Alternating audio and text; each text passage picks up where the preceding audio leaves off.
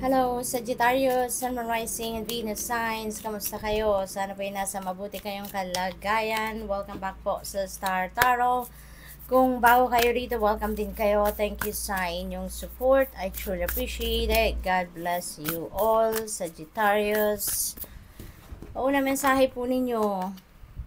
Life is what you make of it. Be brave and reach for the stars. Ayan. So, magandang reminder ito para sa inyo, Sagittarius, no, na maging matapang kayo para abutin ninyo ang inyong mga pangarap. Kasi libre naman mangarap. Ang importante lang din para mas maging masaya, no, mas mabuo natin ang saya sa puso natin is for us to make an effort para matupad natin ang ating mga pangarap. Mag-take action tayo para maabot natin ang mga gusto natin sa buhay. Hindi ba? Mas may sense of fulfillment tayo dyan. So, what else? Be patient. All is well. Ayan. So, practice patience. Okay? Practice patience. Huwag kayong mag-alala. Huwag kayong mag-worry. All is well. Nasa magandang kamay kayo. No?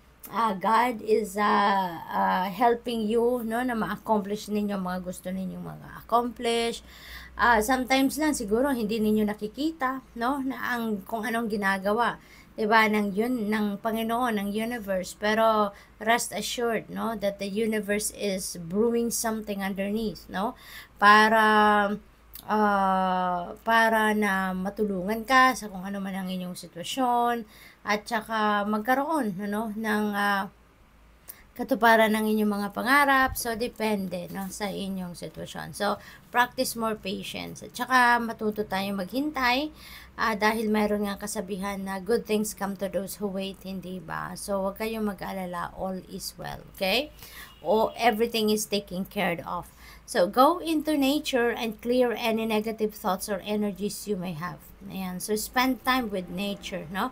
Labas naman kayo paminsan, spend time with nature, tabing dagat, mag-beach, o kaya sa kung meron kayong garden, kung meron kayong backyard, front yard, wherein may mga puno, may mga halaman, no? Spending time with them, no? Outside, ganyan lang, kahit umupo lang tayo dyan, magkape, magtsaa, 'di ba? Na napapaligiran tayo ng mga puno. Naku, napakasarap ng pakiramdam nun. Napaka-relaxing. Kasi nga, 'di ba, yung nature spirits very therapeutic and very healing. Kaya kung meron tayong mga negative energy sa ating energy field, may mga negative thoughts, feelings, and emotions tayo, for sure, yan ay matatanggal. Yan ay mapapawi. Kasi kapag nasa nature tayo, napapaligiran tayo ng nature para tayong parang sinisipsip, no, ng nature spirits yung lahat, no, ng negativity sa atin. So, tingnan natin kung ano pa ang ganap dito for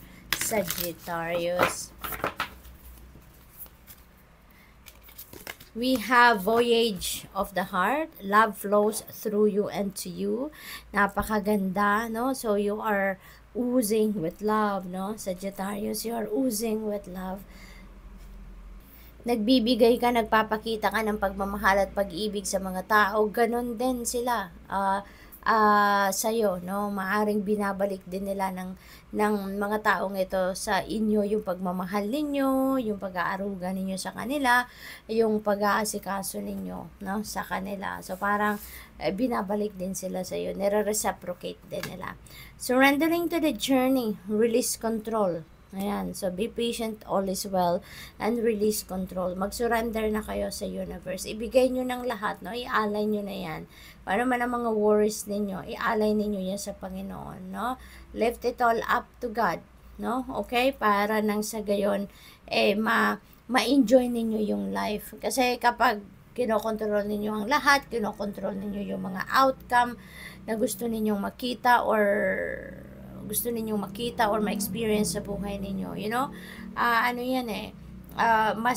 mas siguro mapapansin ninyong mas lalong lumalayo, mas lalong nagiging masikip, 'di ba, yung daan. Pero if you are going to offer that, offer everything to God, mapapansin ninyo na mas maluwag ang lahat, mas maluwag ang pakiramdam ninyo, stress free kayo, yung ganun ba, no? So what else? cleansing water. So, kailangan talaga ninyo dito na mag-purify, mag-detoxify ng buhay ninyo.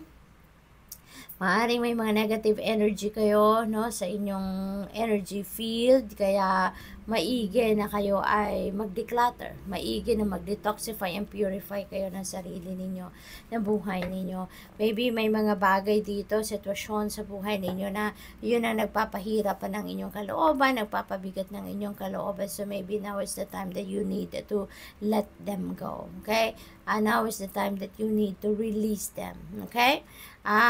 Maybe kung nag-i-smudge din kayo ng katawan ninyo, ng sarili ninyo, no, you can also do that to clear out also your the negativity, no, na nasa energy field ninyo.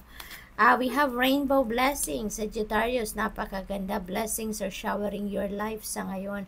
Maraming biyaya ang paparating sa inyo, and this could be a rainbow of blessings in various areas of life, no? Hindi lang sa pera kayo suswertehin, kundi maaaring may mga opportunities din sa trabaho, karera, negosyo, pag-ibig, you know, so depende sa inyong sitwasyon. So good luck. Thank you for watching. Love and light. Namaste.